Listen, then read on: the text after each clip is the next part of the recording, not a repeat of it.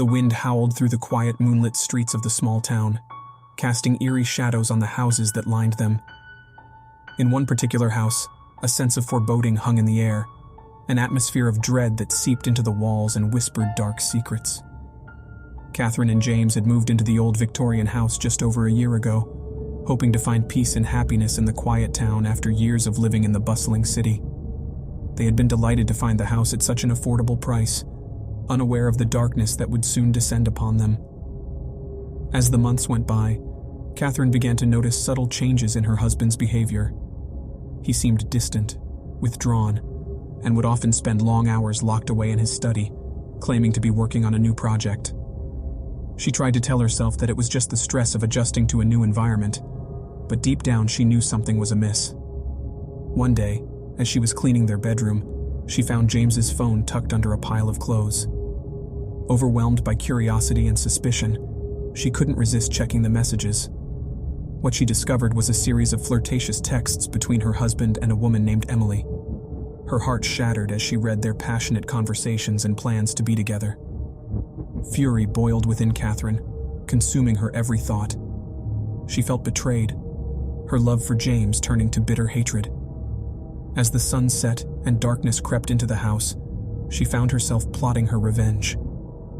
Hours later, as James lay sound asleep beside her, Katherine seized a knife from the bedside table and, without a moment's hesitation, plunged it deep into her husband's chest. His eyes widened in shock, but before he could scream, she twisted the blade, silencing him forever. As his lifeless body slumped onto the bed, Katherine felt a strange mix of relief and terror. She knew she had crossed a line that could never be uncrossed, but she didn't care. She had reclaimed her power. In the days that followed, Katherine stayed hidden in the house, avoiding the concerned eyes of the neighbors. She told herself she would figure out what to do next, but in truth, she was paralyzed by fear and guilt. The once beautiful Victorian home had become a prison, haunted by the ghost of her husband and the terrible crime she had committed. Over time, she began to hear whispers and footsteps, as if the house itself was alive and seeking vengeance.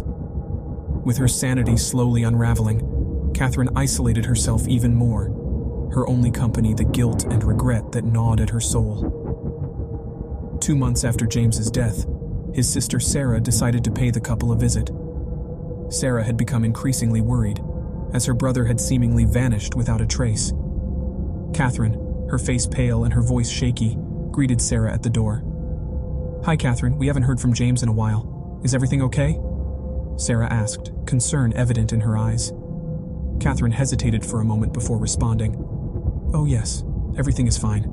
James is just feeling a bit under the weather. He's been resting in bed for a few days now, and he's taking a break from his phone to help with his headaches." "Can I see him? Maybe I can help," Sarah offered. No, Katherine stammered, her eyes darting nervously. "He wouldn't want anyone to see him like this. He's really insistent on not spreading whatever he has." Unconvinced, Sarah reluctantly left, but promised to check on them again soon. Over the next few months, Katherine managed to keep up her charade, sending texts from James's phone to his family, saying he was feeling better, but still weak, and needed rest. She told them he had decided to embark on a spiritual journey and was taking a break from technology to help with his recovery. They were skeptical, but eventually accepted the explanation, their worry slowly replaced by frustration at James's apparent indifference. Katherine's guilt weighed heavily on her as the months dragged on, and she became a recluse. The once vibrant and loving woman was now a shadow of her former self, consumed by the darkness that had overtaken her life. She could feel the walls closing in around her, and the whispers of the old house grew louder, filling her mind with fear and paranoia. One fateful night, as the shadows of the old house seemed to close in around her, Katherine decided she could no longer bear the burden of her actions. She took her own life, hanging herself from the banister of the grand staircase. The following week, James's family, increasingly worried about the lack of communication, decided to pay a surprise visit to the couple's house. They found the front door unlocked and cautiously entered, calling out for Katherine and James. When they received no response, they ventured further into the house. The sight that greeted them in the foyer was one of horror. Katherine's lifeless body swinging gently from the stairwell, her face a mask of pain and sorrow. The family, reeling from the shock, continued their search for James. In the master bedroom, they discovered his decomposing corpse, still lying in the blood-stained bed. The gruesome scene sent shivers down their spines, and they immediately contacted the police. As the news of the tragedy spread through the town, whispered conversations filled the air, with neighbors speculating on the grisly details of the couple's demise. The old Victorian house, once a symbol of love and happiness, now stood as a monument to deceit, betrayal, and the darkness that had consumed Katherine and James. Years later, the house remained vacant, as no one dared to live within its cursed walls.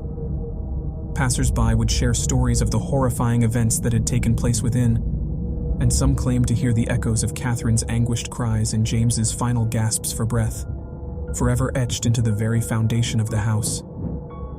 The town would never forget the haunting tale of Katherine and James, a chilling reminder of the devastating consequences that revenge can bring. And as the wind continued to howl through the quiet, moonlit streets, the old Victorian house stood as a silent witness, forever harboring the echoes of deceit. When you subscribe, be sure to click the notification bell. Click here for more true scary stories.